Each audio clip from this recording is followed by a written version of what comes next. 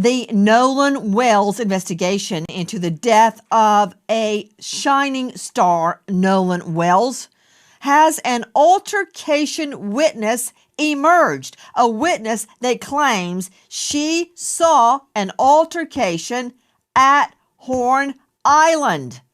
A Nolan Wells phone evidence torpedo. Two confirmed witnesses that saw Nolan Wells on the island around 6 p.m. The Triton, as you said, left around 4:30. What witnesses? Where? Who, what, where, why, and when? I have not spoken publicly about this before, but I witnessed an altercation involving Nolan Wells from a boat nearby. What I saw has stayed with me, and I believe it's important information. I have provided or intend to provide my account to the appropriate investigators because Nolan's family deserves the truth. Out of respect for the ongoing investigation, I won't speculate beyond what I personally observed. While I was on the boat near the area, I witnessed an altercation involving Nolan Wells and several other individuals. I saw what appeared to be an argument that escalated after there was a dispute involving Nolan's phone. I heard Nolan yelling for his phone to be returned. The argument continued after the group reached shore, and I observed a physical fight involving Nolan and multiple people. I also observed a young woman telling them to stop. At that point, I left the area because the situation had appeared to be getting worse. I did not remain long enough to witness what happened afterward. Everything beyond what I personally observed would be speculation, so I cannot honestly say what occurred after I left.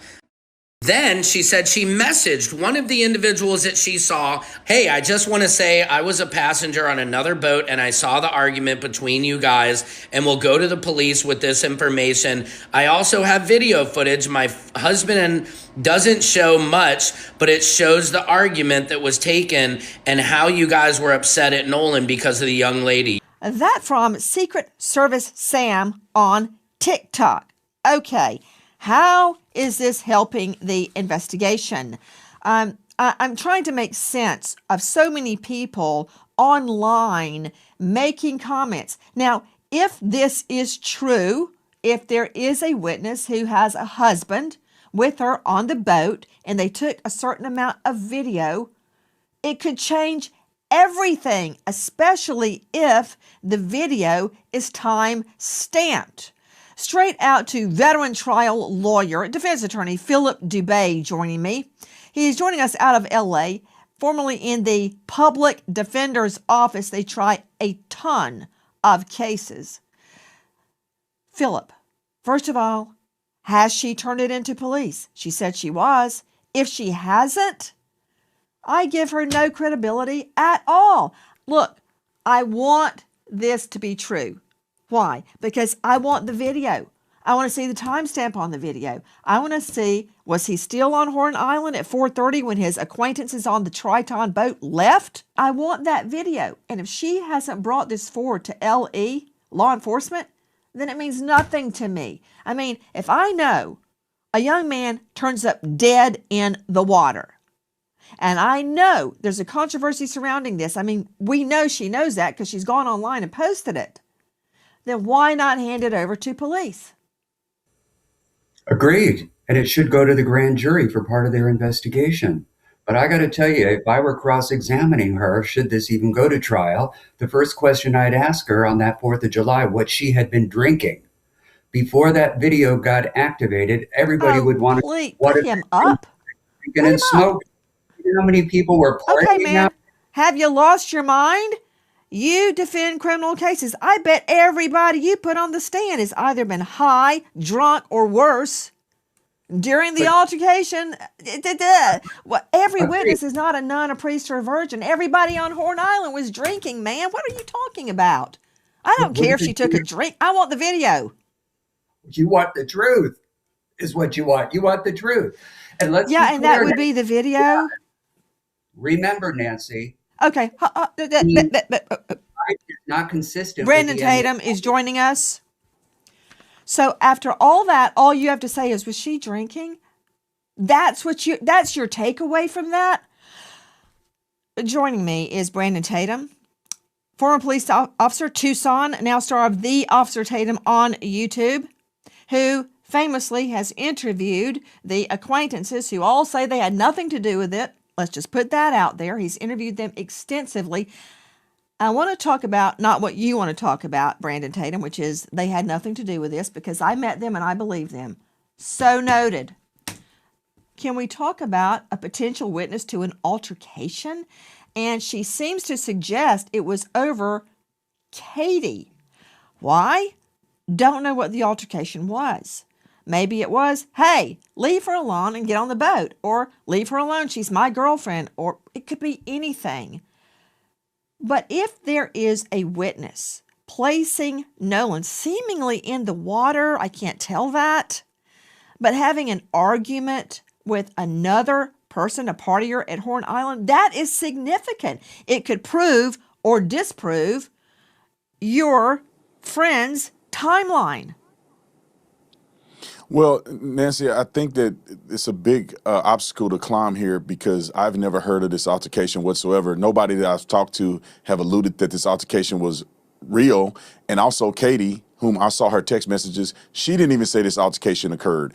What I will say is that if I was an investigator in this investigation, I want to hear that. I want to be able to compare that information to other things that we may have or other witness statements. But I don't think it's significant because it doesn't show if Nolan Wells was actually killed in that altercation. She's claiming that there was an altercation between him arguing with somebody else. There was a potential fight, but that doesn't get me to how did he drown? How did he get in the water, and how did he not recover and come home to his family? So I would take that into consideration. I would compare that to the other interviews that I've done, but I don't think it's significant whatsoever. However, I would be incredibly skeptical because there's no other statements that I've heard from anybody that comes even close to an altercation with Nolan Wells and others over a girl. Number one, he's dead shortly after an alleged altercation with another male. We think over a woman. See, in my world, I put together both circumstantial and direct evidence. Direct evidence would be, for instance, DNA or a fingerprint. Circumstantial evidence is the timing of the alleged altercation and his death. Right? Nancy, so but Nancy, it's hard for me to believe that there's some kind of altercation on Horn Island just before he dies, and they were not connected. That's hard for me to believe that. Well, Nancy, she's not saying he lost the fight. She's not saying that he got beat up. If you look at the autopsy, there's no clear signs of blunt force trauma to his face or any of the vital areas that could kill him. So it doesn't appear that there's any indication that he lost a fight, that there was enough trauma in this particular fight that would lead to his death. And when you look at the autopsy, there is no blunt force trauma to his face. There is no lacerations or damages to the back of his head. This is redness that was underneath the skin. Oh, wait, are you looking at the screen? Because I'm looking at a big red mark on the back of his head. Yeah, but this is underneath the skin. This is not a big red gash that's in the back of his head, which would be consistent with blunt force trauma. This is something that occurred underneath the skin that could have been from pooling of blood after his death due to, Okay, I need to explain something.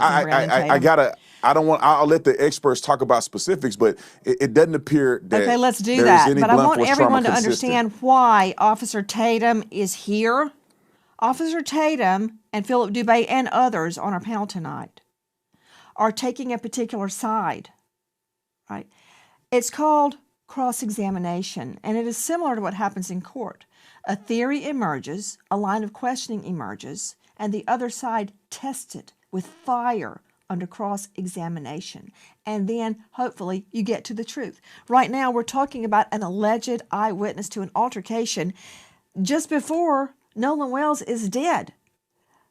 If she has not handed this over to the police, it doesn't mean a hill of beans to me. But Tatum has a good idea, and that is, let's let an expert discuss it. To Joseph Scott Morgan, death investigator, professor of forensics, Jacksonville State University. You can see him now on a hit podcast. It's on YouTube, Body Bags with Joseph Scott Morgan.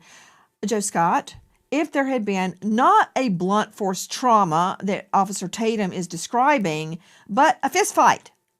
If there had been a fist fight, plus body in water for multiple days, body decomposition, would you expect to see red marks on the hands at that juncture, on the face? What would you expect if there had been a fisticuffs? Yeah, you would see, well, first off, above discolored areas, like consistent with contusions. If there are facial strikes or just body blows, you can actually see abraded areas over the surface of his fingers, and these are very subtle sometimes. And if there is decomposition, which we believe there is, particularly per the second autopsy that was performed, he didn't make note of this. And can I go one more step with this? And this is kind of graphic, but people need to understand this. This physician that did the second autopsy actually did what's referred to as a coronal sectioning of the face. So there were multiple incisions made into Nolan's face in this autopsy, this second autopsy. And this guy didn't see anything.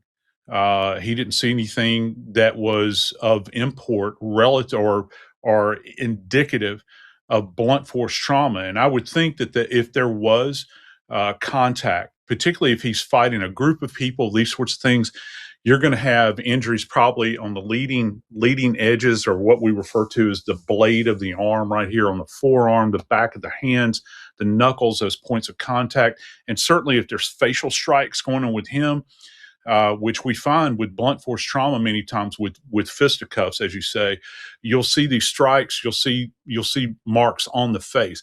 There's nothing to indicate that in the second autopsy. Now, what the state has, I don't know, but I do know this. I know they're saying they're done with the autopsy and that it's complete, which means the gross findings in the autopsy room, the tox, the histology, that means that autopsy report is complete. They just hadn't released their findings yet. And speaking of that, Joe Scott Morgan, I've heard the same, that the autopsy is complete. Yeah. There are reports that there is no cocaine in Nolan's system. That's uncorroborated reports. Okay. But a good source. No cocaine in the system. Yep. Joe Scott, when the body has been in the elements, such as the water, for that long, how can I confirm if he had been drinking or not? Oh, you can still pull a BA, blood alcohol, or blood ethanol level, as it's referred to. And again, Nancy, we're not talking about someone that has been down for weeks and weeks. We can still do the BA, and it can come from urine, blood. We can still draw urine and find it pretty effectively. You'll have what's referred to as qualitative. We've talked about this before, and I know you understand that. But so our friends understand, you have a qualitative amount, which they say, yes, it is present. And then you have a quantitative amount where they do the measurement of the BAC, the blood alcohol content. Just think about DWI, DUI, wherever you're from, those levels. And then we get up to those lethal levels. That's really what I'm interested in relative. And yeah, I'm interested in any of the other toxicological findings you might have relative to anything illicit or illicit drugs, but particularly with alcohol, because that has been kind of this thing that has been said over and over and over again. Well, let me see it. I want to know what the blood alcohol level was like. And historically, I would like to know what his level of experience has been with alcohol. As you well know, because of cases you've worked on in the past, Nancy, if you're a lightweight, if you've never had anything to drink and you start taking on copious amounts of alcohol, and you're kind of a neophyte in this area, it can have very, very lethal outcomes. Let me understand. Joe Scott Morgan joining us, star of Body Bags with Joseph Scott Morgan on YouTube and Death Investigator. When I'm asking you, even if the body has been in the elements for a period of days, can I still get a blood alcohol? Maybe not from urine, but you certainly can't do a blow test. But can you take human tissue from one of the organs and extract a blood alcohol from human tissue? It'd be very difficult. Generally, the liver is the best candidate. We'll spin that down. We'll take a section of it, spin it down, and liquefy it. But again, I submit to you, Nancy, that he has not been down long enough to compromise the ability to get at least a Get a quantitative BA. amount. Yeah, to get a BA. Okay. To Philip Dubé joining me, a veteran trial lawyer, defense attorney out of the LA jurisdiction. I'm not quite sure why you're so focused on who had been drinking. Let's take a look at the video. Let me answer that for you. Everybody was drinking. Okay, everybody had a snootful.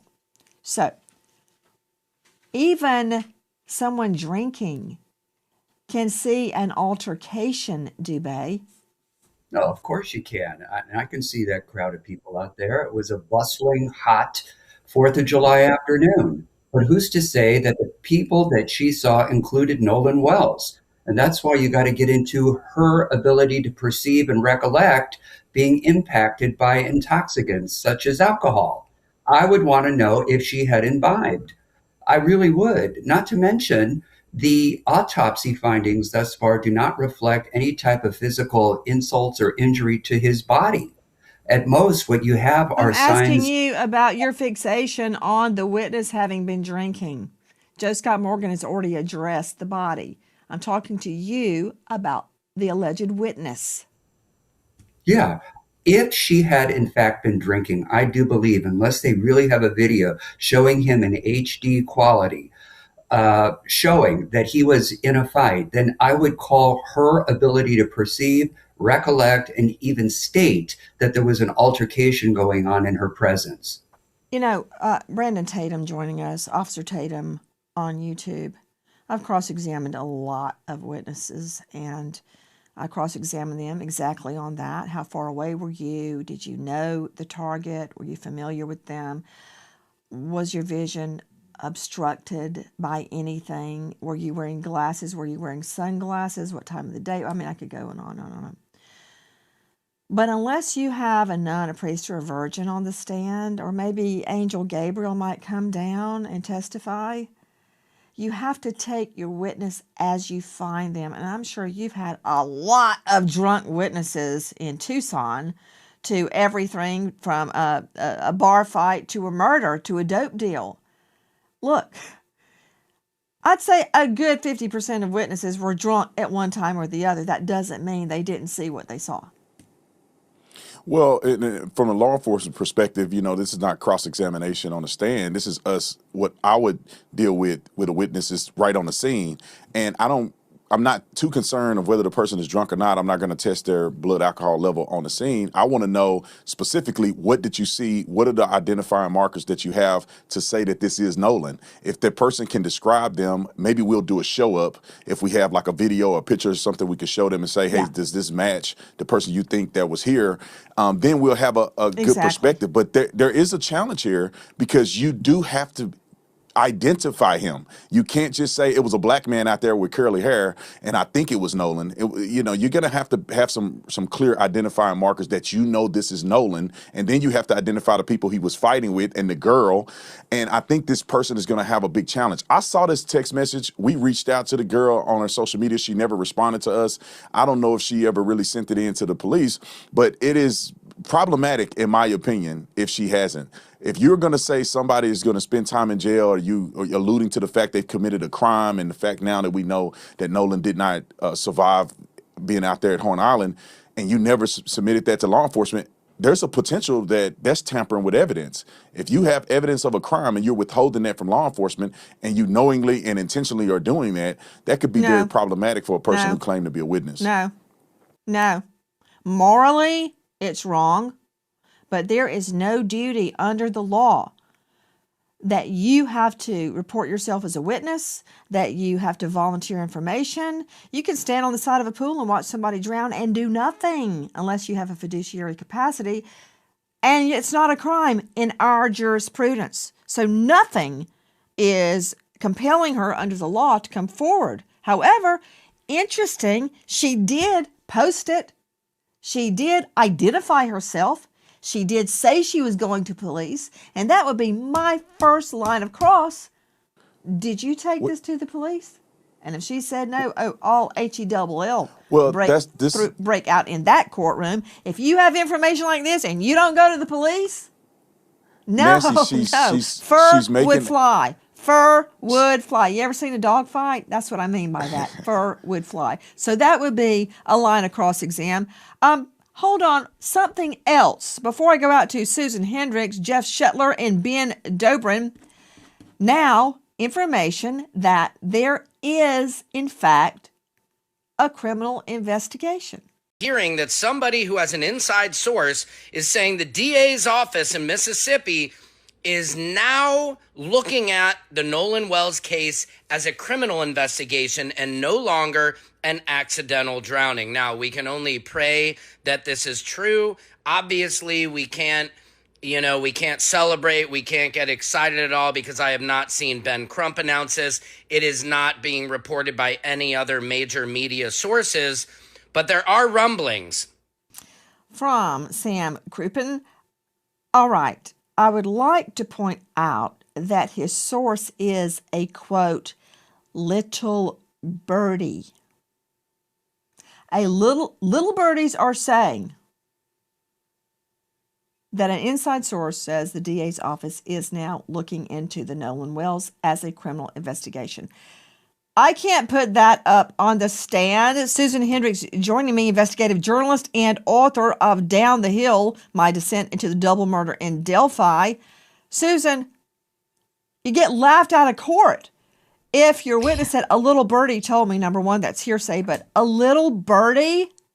Yeah, exactly. It makes me wonder, did that woman, those text messages about some sort of altercation, is the grand jury analyzing this as we speak?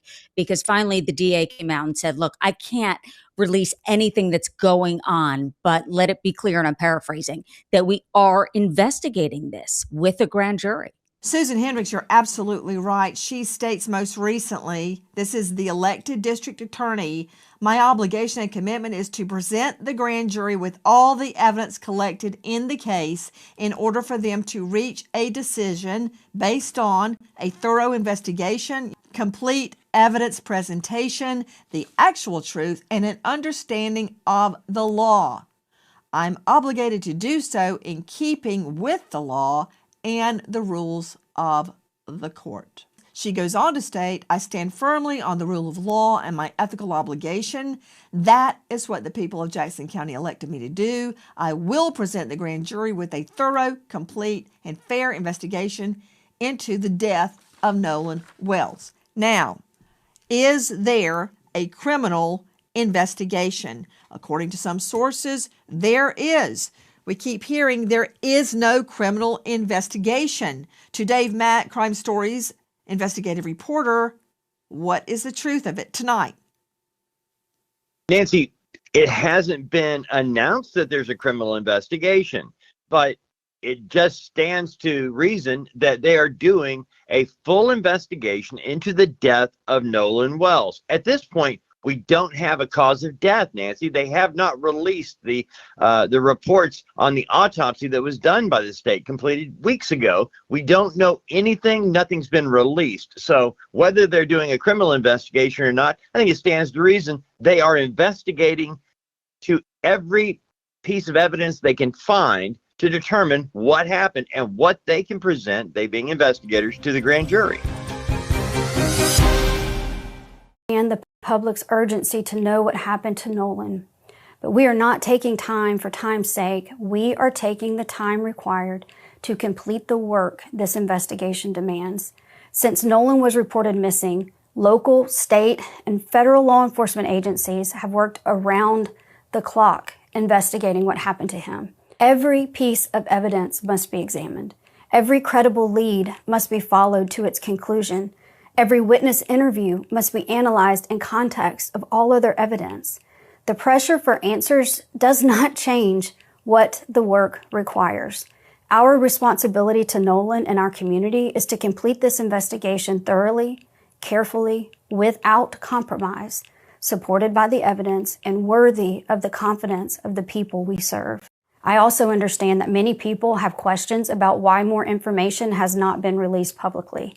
In Mississippi, the rules of professional conduct restrict the information a prosecutor can release during an investigation.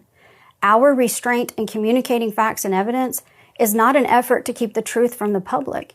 It is an effort to protect the integrity of this investigation in the grand jury proceeding. And tonight, more rumblings that the wrong boat was searched. The MDMR report states that the searched vessel was called a Tide craft, right? On July 8th. But witnesses show he used a Tide line boat on July 4th. In the MDMR report, right down at the bottom in the yellow, it says Tide craft, not Tide line. From Sam Crouppen to Ben Dobrin, emergency response diving instructor and trainer. Ben, thank you for being with us. What about the mistake in the name of the boat, if it was in fact a mistake? And could that explain any problem in getting GPS information? Well, absolutely, because they're two different brands of boats. It's like saying, I'm going to search a Ford, and then you go out and search a Chevrolet in a car. They're very different brands of boats. And so if they were searching the wrong boat, then any information on that boat would be the wrong information. So if you're going after the GPS plotter on the Chevrolet, but you want the GPS plotter off of the Ford, they have no bearing. And so if you're searching the incorrect boat, you have incorrect evidence. To Brandon Tatum, star of The Officer Tatum on YouTube, we just saw some video from your show. And I'm trying to figure out, among other things, what time and day, if you have a time and a date stamp on that, that seemingly shows the Triton with a lot of people on it leaving the island, leaving Horn Island. Do you have a timestamp on that? I don't have the timestamp. I can ask them to see if they can get it to me. When I watched this video and they presented it to me, this was during the time that the CETO call was occurring. So it had to have been right around that time. You could see Wyatt on the boat on the phone. And so this is how it was presented to me. And just to kind of answer your question about the boat searches, you know, it's partially irrelevant depending on the investigation and the interviews that they've done. There is no indication that there was a crime committed on any one of these boats. When you have 60 people that have already given statements to law enforcement, you have the young men that I interviewed that were on their boat that left the island, and then you have people that saw Nolan on the island after they had left. It's no indication that Nolan was on any one of those boats at any point in time and that a murder occurred on those boats. So regardless if they searched them or not, you know, it was offered up for them to use a cadaver dog, but that never occurred. And so I don't really think that the boat situation or search is significant. The boys submitted their Life 360, which is how they got a GPS tracking of when they left the island and how they got from point A to point B, where they docked and all of those things. So all of the information has been concluded, or at least have been explored, and it didn't appear that there was any foul play on any one of the boats. Okay. Officer Tatum, I respect everything that you just said, but to have a witness tell me it's true because I said so, and because my friends say so, that doesn't mean it's true to me. This is GPS. It could be true. They provided GPS. That doesn't tell me what happened to Nolan.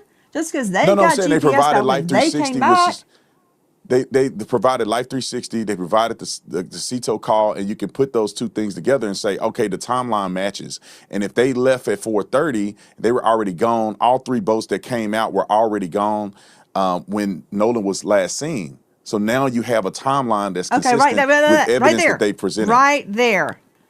I was going with you until you said the time Nolan was last seen. Because their GPS data, I'm sure, is correct.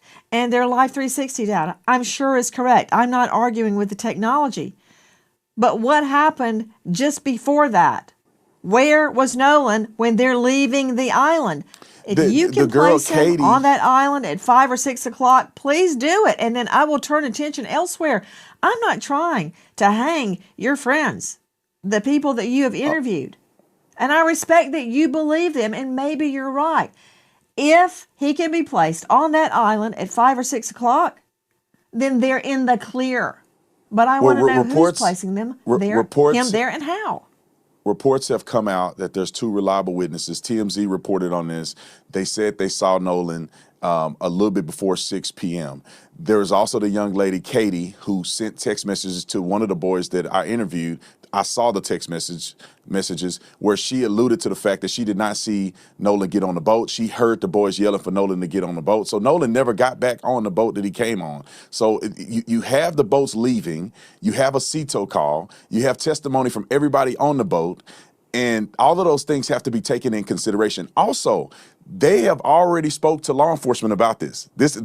Them talking to me in the interview is them just telling the world what they told law enforcement. If there was any indication whatsoever that he was on the boat based on the testimony that was given from the boys or anybody else, even this new witness that have come forward, I think that there would be a significant investigation leading to an immediate arrest. But they clearly don't have any clear evidence that there is a crime that is committed, and especially a crime that was committed from the boys that I interviewed. I can't speak for everybody else, but I know the young men that I talked to, they were gone.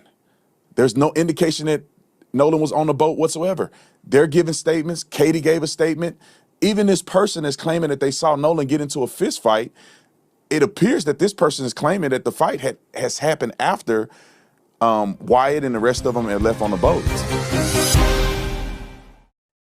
Ben Dobrin joining us, emergency response diving instructor.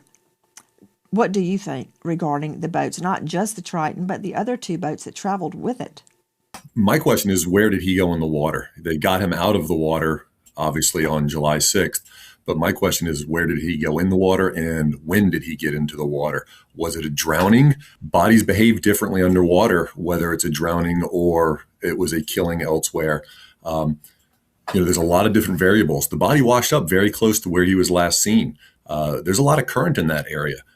If it was a drowning, people generally sink when they drown. But if you don't drown and you're put in the water, you're more likely to float. And so there's a lot of variables that come into play of where the body was recovered versus where the body went in, and the timeline also. 2 days, if the body had been in the water for 2 days, that does lead to decomposition. The water temperature is around 85 to 88 degrees. That's very warm water, a lot of bacterial growth. And so a lot of different variables in play of where the body went in, where it came out, and the when. Those are my questions. He's an athletic young man. He's very muscular. Muscles sink in the water, fat floats. And so if he drowned, he was probably going to be on the bottom for a while. And if it was 2 days, that makes sense if he drowned and then washed up very close to where he went in. And so to me, that's a big piece of important information is, if he drowned, he was recovered very close to where he was last seen. But what does that prove? If he drowned and he floated, because in warm water it takes 2 to 3 days for your body to decompose and float, it proves that he drowned. Whether it was somebody holding him underwater or him trying to swim somewhere and wasn't a good swimmer, I have no idea. But we haven't gotten the results from the autopsy, and the autopsy is going to tell us a lot. If he drowned, that's an important piece of information. If he did not drown, that's even more important. You have somebody who was found in the water, his body was found in the water and did not drown. That's a very important piece of information.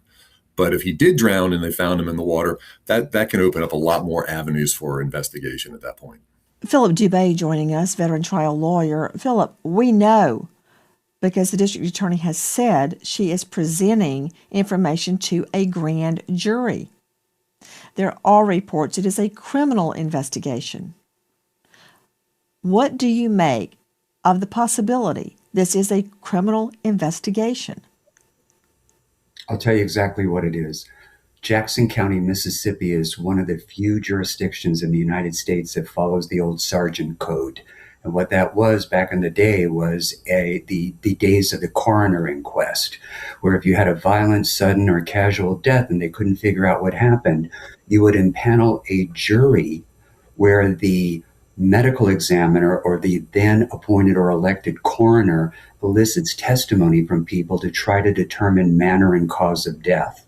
What Mississippi did is they abrogated that and created this hybrid sort of coroner's inquest with grand jury investigation, where the grand jury will decide whether or not a death occurred and if there was a crime. And based on that, they can complete the death certificate with the cause and manner of death and decide if they're going to return a true bill of indictment against a suspect. Is it your belief, Philip Dubé, that the grand jury presenter, and I have presented to literally hundreds of grand juries, that's one of the first things we would do in the Fulton County District Attorney's Office. Is it your belief that, to a large degree, it depends on the leaning of the presenter? Does the presenter believe a crime occurred? Or does the presenter want a no bill, in other words, no indictment? It's twofold. They want to determine, first of all, cause and manner of death and if it's a crime. And so they've sort of combined the roles of the grand jury leader, if you will, or the grand jury DA to help the grand jury make both determinations. So it's my opinion right now, they don't know if they even have a homicide. They don't even know the cause of death, but they've lumped in all the causality to criminality just to get it all in one. Let me rephrase it, Dubé.